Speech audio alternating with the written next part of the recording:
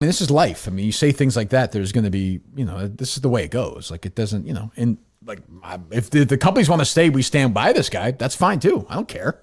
But I mean, like, the same night that Tucker has to fire his head writer, Blake Neff, the same night Joy Reid begins hosting a program. She's the host of the show. And she said things that are just as bad. See, that's the thing that gets me is on social media, everyone's like, see, Tucker Carlson is a racist.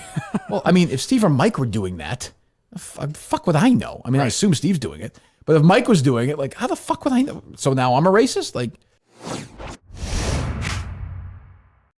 going to be a real test for the Minifans with the crying, laughing emoji. It's a grown man with children.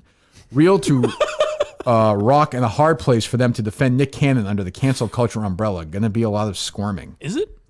I don't think so. I think this would be an example where the standard is applied uniformly. Yeah, like MTV is saying, well, we don't want to be associated with racism and anti-Semitism, so yeah, I don't want to debate. I mean, he's so dumb. I mean, like, it doesn't even. Nick Cannon's always been weird because he tries to do like edgy, quote unquote. Like he does stand up and rap, which are both terrible, but he does both in like this way where he wants to have, I don't know, street cred or whatever the fuck he's trying to do. But he also tries to be a host of America's Got Talent. So he has a weird existence. Yeah, I mean, this is life. I mean, you say things like that, there's going to be, this is the way it goes. Like, it doesn't, and like, if the companies want to stay, we stand by this guy. That's fine too. I don't care.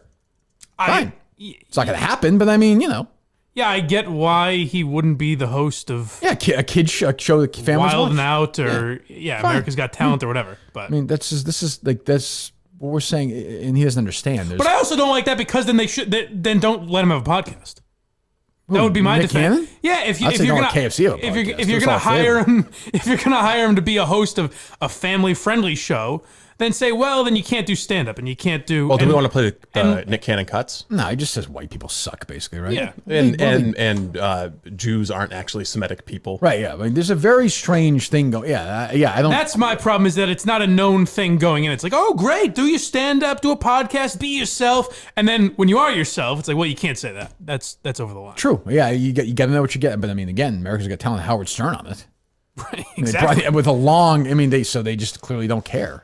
I think there's a weird thing going on too, and we got into it a little bit with the Farrakhan thing, but between like African American culture and Jewish people, there seems to be this weird strain of anti-Semitism, and like with the Deshaun Jackson stuff, it seems like I don't know. It's like you can't really talk honestly. That's long been discussed. It's again the same thing like we've talked about.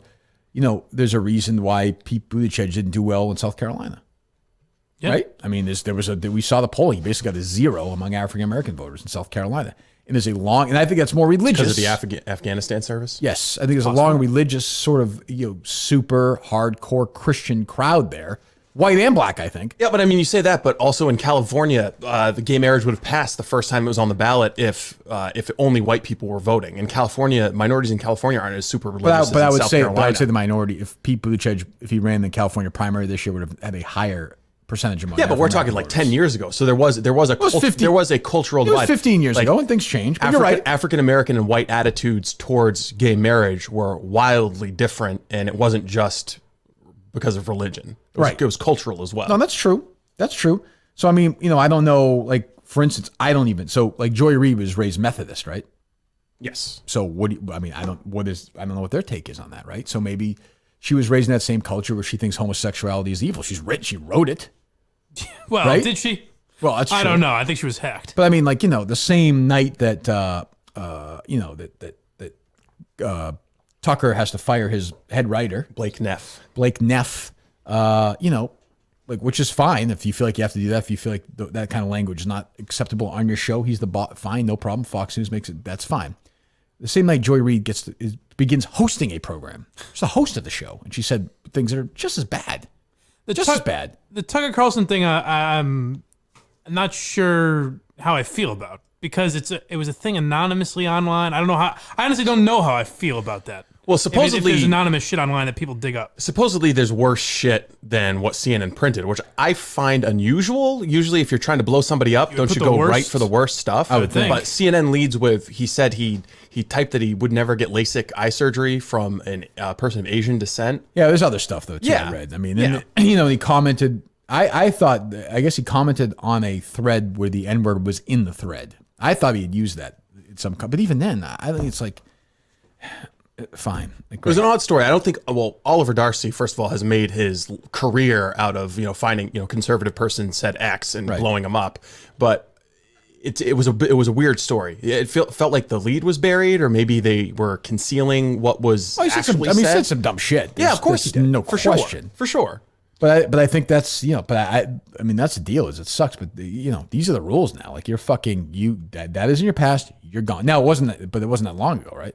No, it was continuous. It was right up now. Right? Yes, he was still doing it. But I would also say that if Tucker had known about this, he would have fired him. Yes. I think so. Oh, yeah, I think so. I think there's sort of that implication as well that Tucker knew about it. So everyone's like, oh, that's the thing that gets me is on social media, everyone's like, see, Tucker Carlson is a racist. Well, I mean, if Steve or Mike were doing that, fuck would I know? I mean, I assume Steve's doing it. But if Mike was doing it, like, how the fuck would I know? So now I'm a racist? Like, again, Joy Reid got a show handed to her. She wrote these things. She has a show. Tucker Carlson is a writer, and they're saying he's racist. This would be like Fox giving Blake Neff his own primetime show 5 or 6 years. I mean, you think of what Fox has now on the air. I mean, it's fucking crazy. Barnacle in the morning, who's a fucking total liar. MSNBC, you mean? MSNBC, rather. They have Barnacle. They have fucking Sharpton on that network. Anti-Semite. They have Joy Reid. Talks about diamond merchants in New York and called the Socrates a Greek homo. They have Joy Reid. Different category, but Brian Williams. And Brian Williams. I was going to say, Brian Williams. These are increasingly being elevated, by the way. Yeah, he might be. His career rehab is 100% complete. He is back. Yeah, and his entire career is a fraud. So, I don't know. Anyway, we'll take a few calls and get out of here, if you don't mind. We've done it all today. We've covered it all today. Certainly, yeah.